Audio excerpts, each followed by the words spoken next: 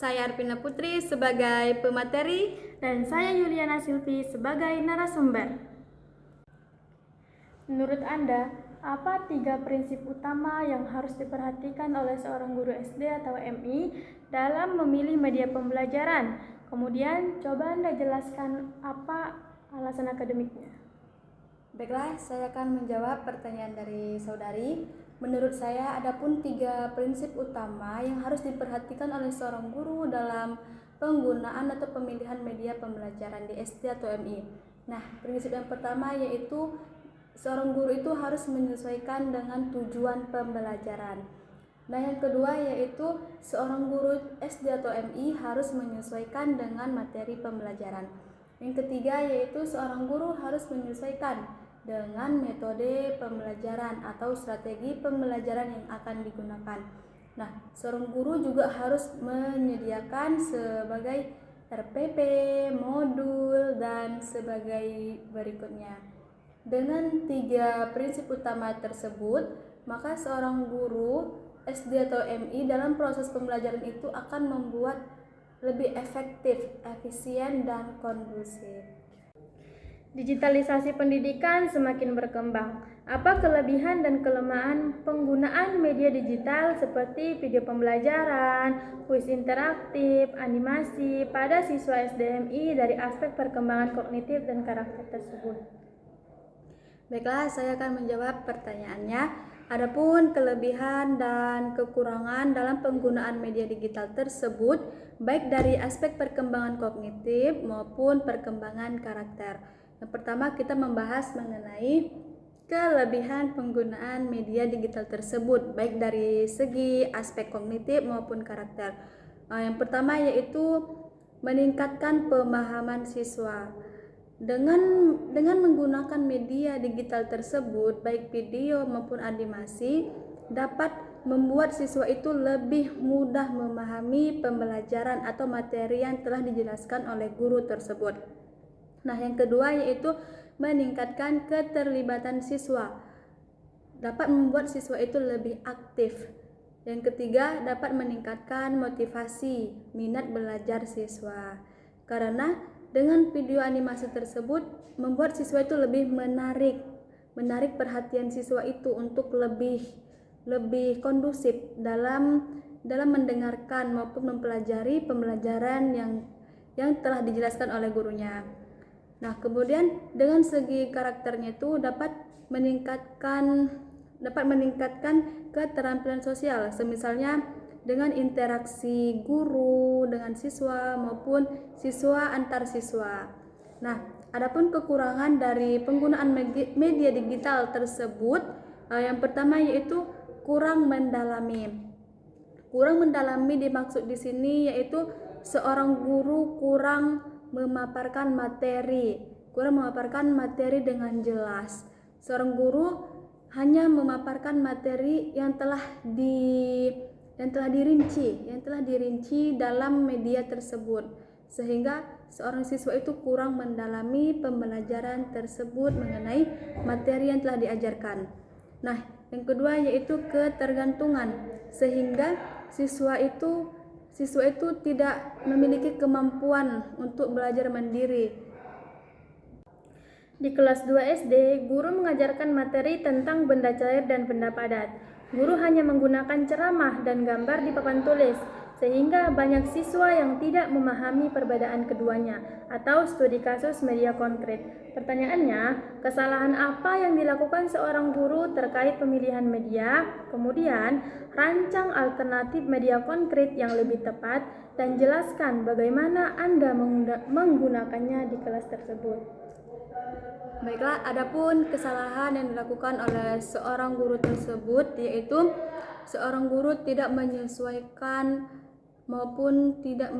penggunaan media tersebut dengan materi pembelajaran yang akan diajarkannya tersebut.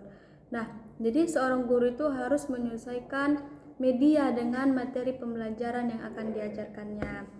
Adapun rancangan alternatif yang digunakan oleh seorang guru yaitu seorang guru harus menggunakan metode, tidak hanya menggunakan metode ceramah saja.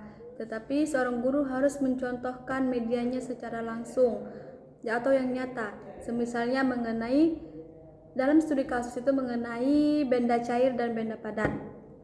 Maka seorang guru harus menunjukkan contoh yang nyata mengenai benda cair dan benda padat. Semisalnya, seorang guru sedang menjelaskan benda cair, maka seorang guru itu memberi contoh kepada siswanya bahwa ini adalah benda cair yang ada di sekitarnya. Semisalnya, ini adalah benda cair. Maka seorang guru itu memberi contoh kepada siswanya, anak-anak, ini adalah benda cair. Nah, maka seorang siswa itu akan paham dianya, bisa membedakan yang mana benda cair tersebut. Oh, ini benda cairnya. Nah, kemudian benda padat. Nah, ini adalah benda padat. Meja adalah benda padat. Nah, dengan memberikan contoh yang nyata tersebut, maka seorang siswa itu dapat membedakan yang mana benda padat dan mana yang benda cair. Seorang guru hanya memberikan contoh yang nyata saja yang ada di sekitar kelas ataupun di sekitar lingkungannya saja. Seorang guru kelas 3 SD mengajarkan topik dengan tema jenis-jenis tanaman. Ia membawa siswa ke halaman sekolah, tetapi siswa tidak terarah dan kegiatan menjadi tidak efektif. Pertanyaannya, analisis kekurangan perencanaan yang dilakukan guru. Dengan masalah studi kasus tersebut, adapun analisis kekurangan yang dilakukan oleh guru tersebut, yaitu yang pertama, guru tidak menyiapkan tujuan pembelajaran tersebut sehingga siswa tersebut tidak terarah. Nah, yang kedua yaitu guru tidak menyiapkan atau menyediakan rencana kegiatan yang terstruktur sehingga kegiatan siswa tersebut tidak efektif. Kemudian, rancang lembar tugas eksplorasi sederhana yang seharusnya disiapkan oleh guru agar kegiatan sumber belajar lingkungan menjadi lebih bermakna. Nah, sebaiknya seorang guru sebelum turun ke lapangan, maka seorang guru harus menyiapkan lembar untuk eksplorasi dari studi kasus tersebut. Misalnya, mereka turun ke lapangan, maka seorang guru itu harus memberikan lembar soal di mana dalam format lembar tersebut ada tercantum misalnya nama-nama tumbuhan. Kemudian maka mereka menulis apa saja sih nama-nama tumbuhan yang ada di sekitar tersebut.